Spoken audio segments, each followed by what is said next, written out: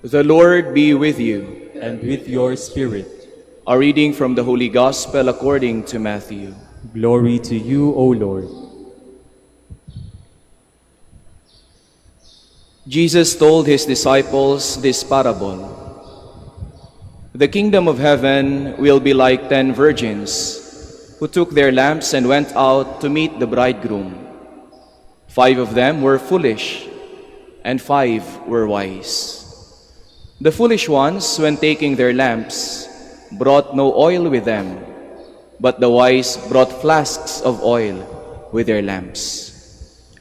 Since the bridegroom was long delayed, they all became drowsy and fell asleep.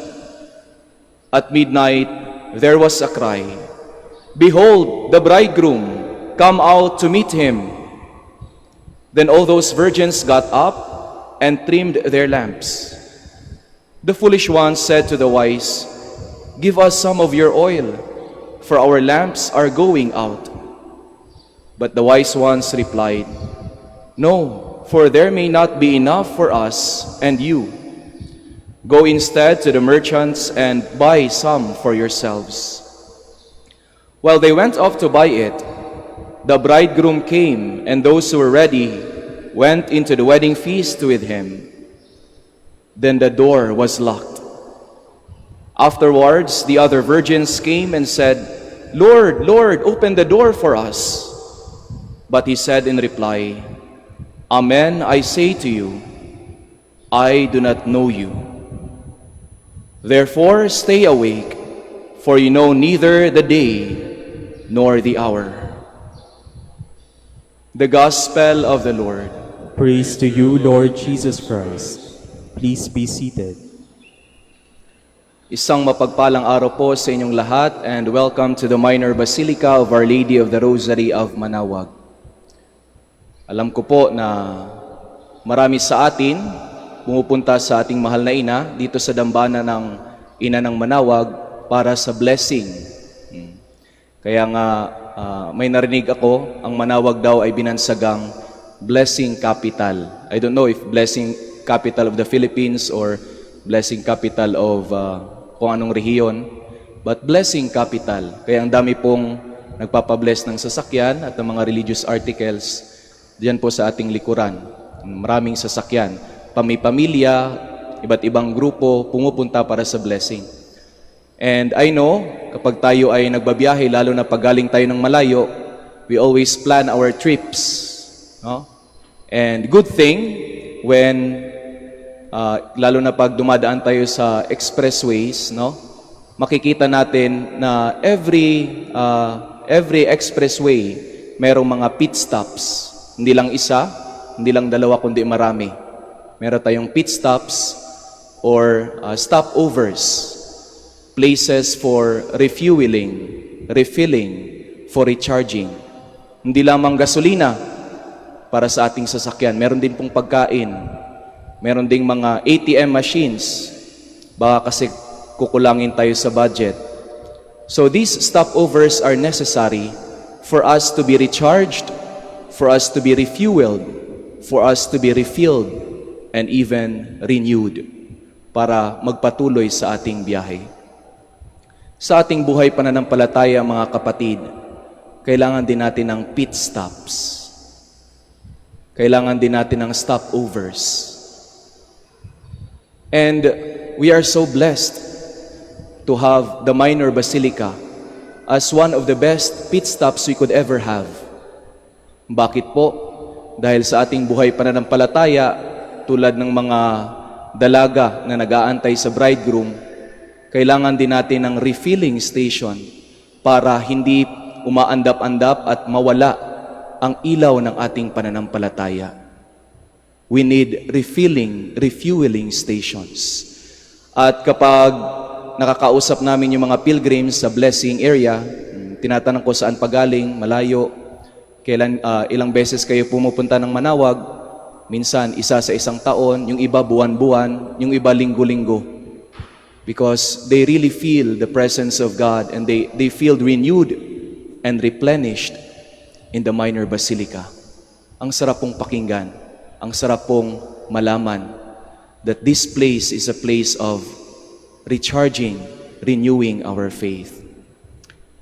And you know what? We are so blessed also here in the Minor Basilica to be refilled not only with the blessings, yung binabasbasan tayo, yung iba gusto ng maligo, but more than the blessings, yung sakramento na ating pinagdiriwang dito sa Minor Basilica. Ang misa, lalong-lalo na. And I'm so happy na every time na karamihan talaga, hindi lang nagpapabless, nagsisimba pa. At yung iba, nangungumpisal pa. Nangungumpisal pa. Every weekday po, from Monday to Friday, from 7:30 to 8:30, dyan po sa bandang Paschal Chapel, meron po tayong kumpisalan. And please, we avail of it. Because more than the blessings, the water na naliligo tayo, the sacraments are our real pit stops. Or we could say, faith stops. There we refuel, we refill, we renew the graces that we receive in life. Sana po hindi lang tayo miyembro ng KBP, hindi po kapisanan ng broadcaster ng Pilipinas. Miyembro po ng KBP, yun na po ay mga pumupunta lang ng simbahan tuwing kasal, binyag at patay. Yun lang. Minsan pag may birthday, pumupunta.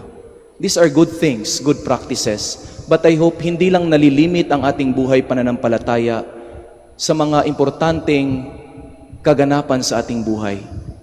Dahil araw-araw po may misa. Araw-araw po pwede po tayong mangumpisal. Pag meron po kayong kakilalang pari, meron kayong paring nakita, you can approach him and say, Father, pwede ho bang mangumpisal? And I tell you, it will change your life. Father, kinakabahan po kasi ako kasi kasalanan po ang sinasabi. You are not reminded of your sins, my brothers and sisters. In the sacrament of confession, you are reminded that despite of your sins, God loves you. And God is very ready to forgive you. Let's avail of the faith stops. And here in the Minor Basilica, we are so blessed because the graces that we receive ay katulad po sa Roma, sa Basilica ng Santa Maria Maggiore. Because of the spiritual affinity of the Minor Basilica with that of the Basilica in Rome. And we receive the great gift of plenary indulgence. When we confess our sins, when we attend the Holy Mass and receive communion, and we pray for the intentions of the Holy Father, our Pope, we receive this plenary indulgence. Ano ho ba yung plenary indulgence? Ito po yung pagtatanggal ng mga consequences ng kasalanan natin. Bakit po, brother, kapag tayo po ba ay nangungumpisal, hindi ho ba nawawala yung ating kasalanan? Nawawala po ang ating kasalanan. Pero ang ating kasalanan ay may mga consequences. May mga consequences. Kaya nga meron tayong purgatorio, sapagkat kung hindi natin napapawi ang consequences ng ating kasalanan, we still have to undergo purification. And that's why we need indulgences. At dito sa ating Minor Basilica, hindi lang partial, plenary indulgence. Napakalaki, napakadakila. And if we avail of it, napakaganda po para sa ating buhay pananampalataya. And one good thing, we could also avail of it, hindi para sa ating sarili, kundi para sa ating mga mahal sa buhay na namayapa na, yung patay na. Bakit po, brother, hindi po ba pwede yung mga buhay pa? Hindi pa po pwede. Hindi pa pwedeng mag-substitute na ikaw yung magpe-plenary indulgence para sa buhay mo pang kasama. Bakit? Buhay pa yan eh. Pwede pang ma-convert yan, pwede pang magbago ang buhay. Kaya nga sa ating ebanghelyo, yung mga wise virgins, sinabi nila sa foolish virgins, hindi namin pwedeng i-share yung oil, yung langis para sa ating lahat. Bumili muna kayo. You cannot share the faith that you have, especially for people who are still alive, dahil kaya pa nilang magbagong buhay. You can pray for them, but you cannot substitute na itong ginagawa ko, pag ibigay ko sa Kanya, okay na kami, diretso na kami ng langit. You can pray for them, but you cannot substitute for their salvation, especially when they are still alive. And so, my dear brothers and sisters, we pray that we avail of the great faith stops that we have, especially here in the Minor Basilica. At kahit sa ating mga parokya, mga malapit na simbahan, we avail of it every Sunday to punctuate our lives of the presence and be aware of the presence of God. Napakadakila po. Free of charge, but not cheap. That's the grace of God. That's the oil that we need in order for us to be prepared when we are about to meet the Lord.